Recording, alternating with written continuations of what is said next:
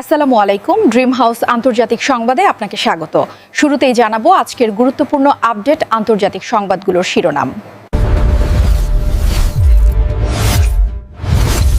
প্রথমেই জানাচ্ছি, গাজা উপত্যকায় এখনও সক্রিয় স্বাধীনতাকামী গোষ্ঠীর প্রায় ৭০% সুড়ঙ্গ। ইসরায়েলের হামলার মধ্যেও টিকে আছে এই প্রতিরোধ কাঠামো। এরপর জানাবো, জাতিসংঘের নতুন মহাসচিব নির্বাচনের দৌড় শুরু। আলোচনায় রয়েছেন ইউরোপ, এশিয়া ও আফ্রিকার কয়েকজন প্রভাবশালী প্রার্থী। এদিকে ইসরায়েল মন্ত্রীর মন্তব্যে তীব্র সমালোচনা ছড়িয়েছে আন্তর্জাতিক অঙ্গনে। সৌদি নেতাদের উদ্দেশ্যে কটাক্ষ করে তিনি বলেছেন, মরুভূমিতে উঠে চড়তে থাকো, যা দুই দেশের সম্পর্ককে আরও উত্তপ্ত করে তুলেছে। অন্যদিকে পশ্চিম তীর দখলের বিল অনুমোদনের পর ইসরায়েলকে হুঁশিয়ার করেছেন ট্রাম্প।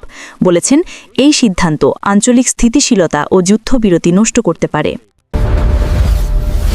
আরও জানাবো, যুক্তরাষ্ট্রের মোকাবেলায় নিজ সীমান্তে ৫,০০০ রুশ ক্ষেপণাস্ত্র মোতায়েন করেছে ভেনিজুয়েলা। এতে লাতিন আমেরিকায় নতুন সামরিক উত্তেজনা দেখা দিয়েছে। এবং সবশেষে জানাবো, পাকিস্তানের সেনাপ্রধানকে মুখোমুখি হন বলে হুমকি দিয়েছে তেহরিক তালিবান পাকিস্তান। সাম্প্রতিক অভিযানে তাদের বহু সদস্য নিহত হয় বলে জানা গেছে। এই ছিল আজকের আলোচিত শিরোনামগুলো। এখন বিস্তারিত সংবাদে আসছি। তবে তার আগে অনুরোধ রইল, প্রতিদিনের আপডেট সংবাদগুলো সবার আগে পেতে ভিডিওতে একটি লাইক দিয়ে চ্যানেলটি সাবস্ক্রাইব করে কমেন্টে জানিয়ে দিন আপনি কোন জায়গা বা কোন দেশ থেকে আমাদের এই সংবাদটি দেখছেন।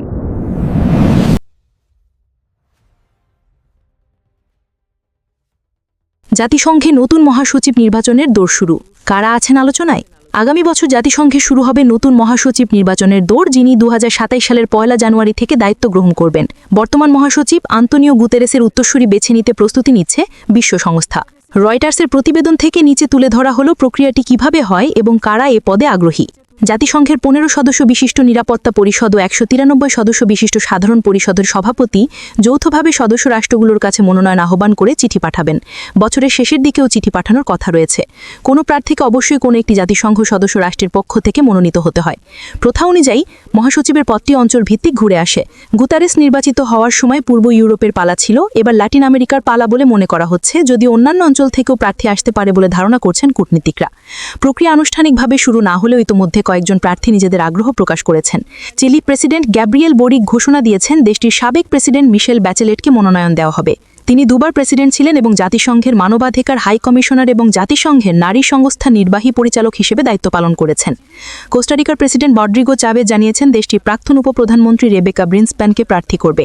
বর্তমানে তিনি জাতিসংঘ বাণিজ্য উন্নয়ন সম্মেলন বা UNCTAD এর মহাসচিব। আন্তর্জাতিক পারমাণবিক শক্তি আয়োগ বা IAEA এর মহাপরিচালক গ্রোসি গত সেপ্টেম্বরে ঘোষণা দেন যে তিনি প্রার্থী হচ্ছেন। কূটনীতিতে অভিজ্ঞ আর্জেন্টাইন 2019 সাল থেকে IAEA নেতৃত্ব দিচ্ছেন। 15 সদস্য বিশিষ্ট নিরাপত্তা পরিষদ গোপন ব্যালটে ভোট দিয়ে একটি নাম সুপারিশ করবে। জাতিসংঘ সাধারণ পরিষদ সেটিকে অনুমোদন জানাবে। মার্কিন কূটনীতিবিদরা সম্ভাব্য প্রার্থীদের সঙ্গে সরাসরি যোগাযোগ রাখছেন বলে বলা হচ্ছে রয়টার্সের প্রতিবেদনে। মার্কিন মিশনে ধুবিল হয় সেসব প্রার্থীকে বিশ্বের মুখে কত দিতে পারবেন তা যাচাই করা হচ্ছে বলে বলেছেন। এই সিদ্ধান্তে আমেরিকার ভিটো জাতিসংঘকে যতটুকু প্রভাবিত করতে পারবে তা ব্যাখ্যা করেছেন এখানে। তবে প্রথা অনুযায়ী মার্কিন নেতৃত্বে গুন্ডিটি এবার এশীয় অঞ্চলে পাঠানো হয়। ধন্যবাদ এমন পৃষ্ঠপোষকতার জন্য।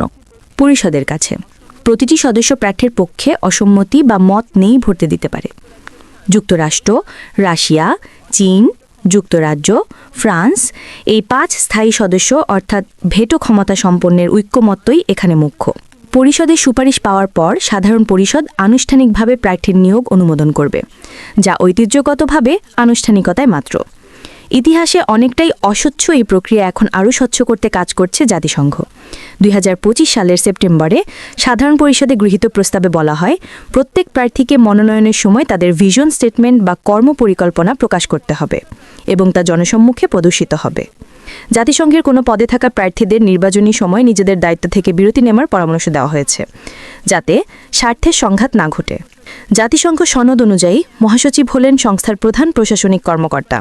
তিনি একাধারে দীপনতি, শিখর, সচিব ও নির্বাহী প্রধান। বর্তমানে গুতারেস 300-এরও বেশি বেসামরিক কর্মী ও প্রায় 60 শান্তিরক্ষী বাহিনী তত্ত্বাবধান করেন। সংস্থার বার্ষিক মূল বাজেট $3.7 বিলিয়ন আর শান্তিরক্ষা কার্যক্রমের বাজেট $5.6 বিলিয়ন। যেহেতু সামরিক ব্যবস্থা বা নিষেধাজ্ঞার অনুমোদন নিরাপত্তা পরিষদের হাতে, তাই মহাসচিবের ক্ষমতা সীমিত।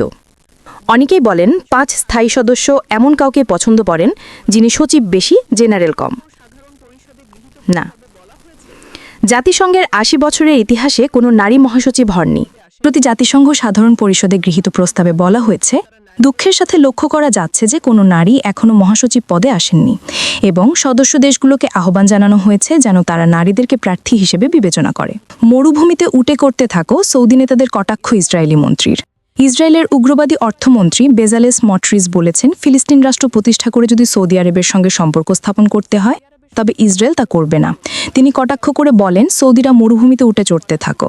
টাইমস অফ ইসরায়েলের প্রতিবেদন অনুসারে স্মোট্রিক্স বলেন, যদি সৌদি আরব আমাদের বলে ফিলিস্তিন রাষ্ট্রের বিনিময় স্বাভাবিকীকরণ, না ধন্যবাদ। সৌদি আরবের মরুভূমিতে উঠে চড়তে থাকো এবং আমরা অর্থনীতি, সমাজ ও রাষ্ট্রের উন্নয়ন চালিয়ে যাব। মার্কিন প্রেসিডেন্ট ডোনাল্ড ট্রাম্প আগামী নভেম্বরে হোয়াইট হাউসে সৌদি ক্রাউন প্রিন্স মোহাম্মদ বিন সালমানকে আতিথ্য দেবেন। বৈঠকে অন্যান্য বিষয়ের মধ্যে ইসরায়েল সৌদি সম্পর্ক স্বাভাবিকীকরণকে এগিয়ে নিয়ে যাওয়ার বিষয়ে আলোচনা হবে বলে জানা গেছে। এমন সময় ইসরায়েলি এই মন্ত্রীর এই মন্তব্য এলো। সৌদি আরব ইঙ্গিত দিয়ে আসছে, পূর্ব জেরুজালেম যদি ফিলিস্তিন রাষ্ট্রের অংশ হয়, অর্থাৎ 1967 সালের সীমানা অনুসারে 2 রাষ্ট্র প্রতিষ্ঠা হয়, তবে ইসরায়েলের সঙ্গে সম্পর্ক স্বাভাবিক করা সম্ভব হবে। ইসরায়েলি মন্ত্রী স্মোট্রিচ এবং নেতানিয়াহুর ডানপন্থী সরকারের অন্যান্য সদস্যরা এই শর্তের বিরোধিতা করেন। এদিকে স্মোট্রিচের মন্তব্য বিরোধী নেতা ইয়ার ল্যাপিড সহ বিরোধী নেতাদের সমালোচনার জন্ম দিয়েছে। ল্যাপিড এক্সপোস্টে লিখেছেন, মধ্যপ্রাচ্যকে পরিবর্তন করতে পারে এমন চুক্তিগুলোকে এগিয়ে নিয়ে যাওয়ার চেষ্টা করার পরিবর্তে এই সরকারের সদস্যরা সর্বনিম্ন স্তরে টুইটার ব্যবহারকারীদের মতো কথা বলছেন, ক্ষতিকর বিবৃতি দিচ্ছেন। তিনি আরবি ভাষার একটি টুইটে আরও বলেন, সৌদি আরব এবং মধ্যপ্রাচ্যের আমাদের বন্ধুরা স্মোট্রিচ ইসরায়েল রাষ্ট্রের প্রতিনিধিত্ব করেন না। ইসরায়েলের বামপন্থী ডেমোক্রেট পার্টির নেতা ইয়ার গোলান বলেন, সৌদি আরবের সঙ্গে সম্পর্ক স্বাভাবিক করার পরিবর্তে নেতানিয়াহু ও স্মোট্রিচের জোট গাজায় হামাস এবং কাতারকে বেছে নিয়েছে।